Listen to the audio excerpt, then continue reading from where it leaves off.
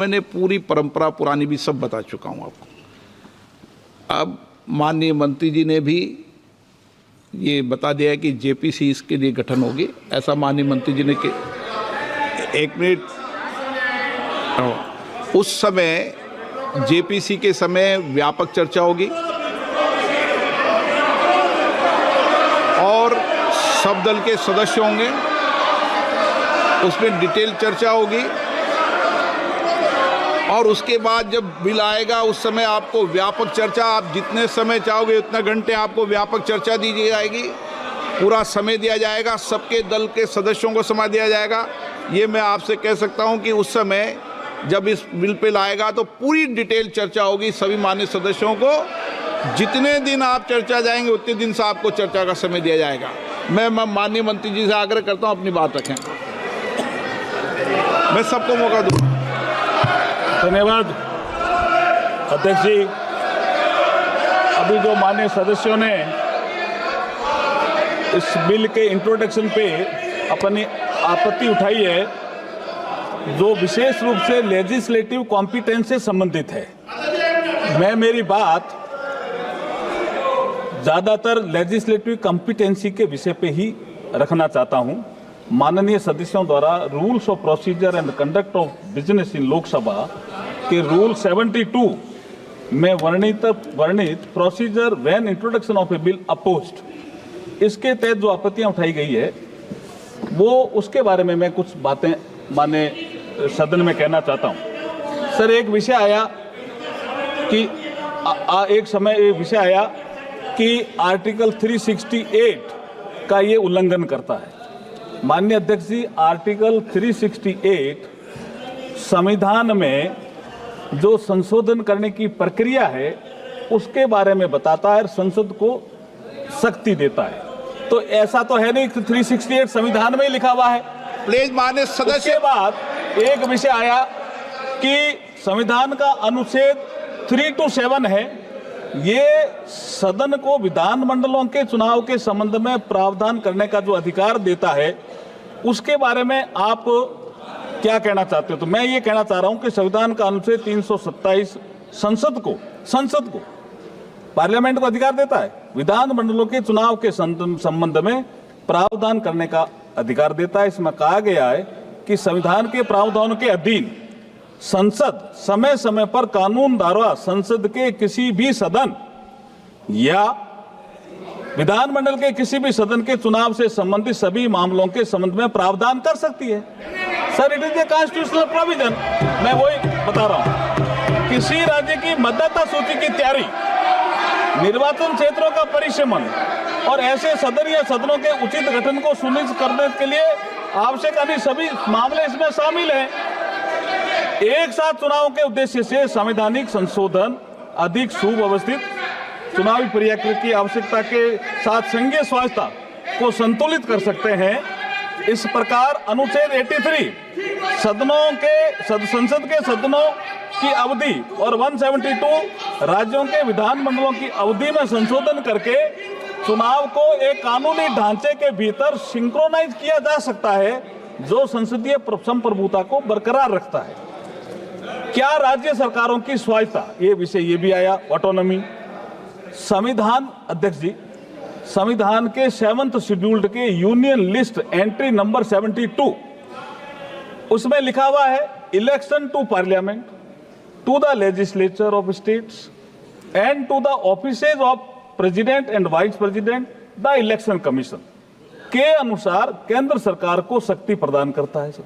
ये आपका जो यूनियन लिस्ट है उसका एंट्री 72, और यह संशोधन राज्यों को संविधान प्रदत्त शक्तियों को न तो कम करता है और न ही छीनता है। सर, ये जो संशोधन है एकदम संविधान सम्मत हम लेकर के आए।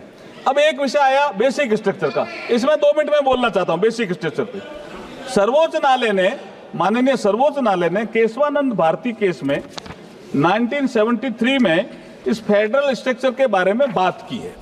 उसमें 5-7 बिंदु उन्होंने तय किए हैं, बाद में और मामलों में भी कुछ बिंदु जोड़े हैं, कुछ विषय जैसे judicial review, federal character of the constitution, separation of power between legislature, executive and judiciary, secular character of the constitution, supremacy of the constitution. ये इस बिल में कहीं भी आघात नहीं हो रहा है, कुछ भी नहीं हो रहा है इसमें। जो बेसिक स्ट्रक्चर में कहीं भी कोई छेड़छाड़ नहीं की जा रही है। आगे मैं ये कहता हूं कि सुप्रीम कोर्ट ने केशवानंद भारती जजमेंट के साथ साथ वामन राव, एल चंद्रन कुमार ने कुछ सब्जेक्ट और जोड़े, लेकिन ये इससे कोई ना तो संसद की शक्ति में कमी आ रही है और ना कोई विधानसभा में शक्ति दी है संविधान, उसमें कमी आ रही है। मैं एक चीज, जो बाबा साहब का यहाँ जिक्र आया और बाबा साहब के कोर्ट का भी जिक्र आया, मैं अध्यक्ष जी आपकी अनुमति से कहना चाहता हूं, 4 नवंबर 1948 को संविधान सभा में देखिए, प्रधानमंत्री नरेंद्र मोदी जी ने मुझे ये अवसर दिया है। बाबा साहब भीमराव अंबेडकर पहले इस देश के कानून मंत्री थे। जिस वर्ग से बाबा साहब आते थे उसी वर्ग से मैं आ रहा हूं। ये नरेंद्र मोदी जी ने बहुत बड़ा अवसर दिया है मुझे। तो अध्यक्ष जी, मैं ये बात सदन में रख रहा हूं, इसलिए मैं कह रहा हूं कि संविधान सभा में बहस के दौरान, now you have to listen to me, संविधान सभा में बहस के दौरान you have objected, so you have to listen to me. संविधान सभा में बहस के दौरान 4 नवंबर 1948 को बाबा साहब ने क्या कहा? संघवाद का मूल सिद्धांत यह है, बाबा साहब का कोट है ये, आई एम कोटिंग इट। संघवाद का मूल सिद्धांत यह है कि विधायिका और कार्यपालिका की सत्ता केंद्र और राज्यों के बीच केंद्र द्वारा बनाए गए किसी कानून के द्वारा नहीं, बल्कि संविधान द्वारा ही बंटी होती है। क्या? Union list, state list, concurrent list. हम किसी सूची में कोई संशोधन नहीं कर रहे हैं साहब। कैसे संघवाद पे चोट कर रहे हैं? हम नहीं कोई चोट कर रहे हैं। दूसरा, बाबा साहब ने कहा था भारतीय संघ राज्यों के बीच किसी समझौते का परिणाम नहीं है। ये बाबा साहब का कोट ही है कि भारतीय संघ राज्यों के बीच किसी समझौते का परिणाम नहीं है। राज्यों को फेडरेशन से अलग होने का अधिकार नहीं है। फेडरेशन एक संघ है और इसका स्वरूप अविनाशी है, कोई नहीं बदल सकता फेडरल स्ट्रक्चर को, ये बाबा साहब ने कहा। अब ये है ही नहीं विषय इसमें, ये राजनीतिक कारणों से इसका विरोध कर रहे हैं। अब आप देखिए, संसद के अनुच्छेद 327 के तहत लोकसभा और राज्य विधानसभाओं के चुनाव को एक साथ कराने के लिए संविधान में उचित संशोधन करने का अधिकार है, जो मैंने बताया। अब मैं एक बात, जो ये जो हमने जोड़े हैं आर्टिकल जोड़े हैं, हाँ ठीक है, आर्टिकल जोड़े हैं, उसमें मैं एक बात अध्यक्ष जी कहना चाहता हूं। जब बात जेपीसी की आई गई तो डिटेल चर्चा जेपीसी में होगी, कुछ तो बोलते हैं, हाँ जेपीसी में होगी, लेकिन आज मैं चूंकि आपने अवसर दिया, मैं हमारे पूर्व राष्ट्रपति रामनाथ कोविंद जी का धन्यवाद करना तो चाहूंगा, और उनके जो एचएलसी में जुड़े हुए सदस्य हैं उनका भी धन्यवाद करना चाहूंगा। गृह मंत्री जी भी उसमें थे। कितने डिटेल डिस्कशन हुआ, ये कह रहे अचानक ही आ गया। अध्यक्ष जी, 1983 से चुनाव आयोग ने अपनी वार्षिक रिपोर्ट में लोकसभा और विधानसभाओं के चुनाव एक साथ कराने के विचार किया। 41 साल से पेंडिंग है ये। अलग अलग कमेटियों ने भी किया, स्टैंडिंग कमेटी ने भी किया, फिर एचएलसी गठित हुई, और ये कह रहे दलों से बात नहीं हुई। 19 जून 2019 को संसद भवन में प्रधानमंत्री जी की अध्यक्षता में सर्वदलीय बैठक आयोजित की गई थी, और उसमें सभी लोग थे, और उसमें 19 राजनीतिक दलों ने भाग लिया। 16 राजनीतिक दलों ने चुनाव एक साथ कराने का समर्थन किया, 3 ने विरोध किया। तो इसका मतलब बहुमत हमारे साथ था। फिर अध्यक्ष जी, मैं आपको याद दिलाना चाह रहा हूं, आपने केवड़िया में पीठासीन अधिकारियों की बैठक बुलाई थी, याद है ना आपको? प्रधानमंत्री जी ने केवड़िया गुजरात में 26 नवंबर 2020 को 80वें अखिल भारतीय पीठासीन अधिकारी सम्मेलन के समापन सत्र में भी संबोधन के दौरान एक चुनाव कराने की बात रखी। आपने इसको डिस्कस किया, सारे स्टेट के जो प्रिजाइडिंग ऑफिसर थे वो इससे सहमत थे, और आप भी सहमत थे, और ये स्वीडन में भी, जर्मनी में भी, बेल्जियम में कई जगह चल भी रहा है।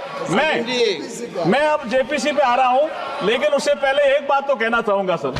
ये 41 साल से मामला पेंडिंग था।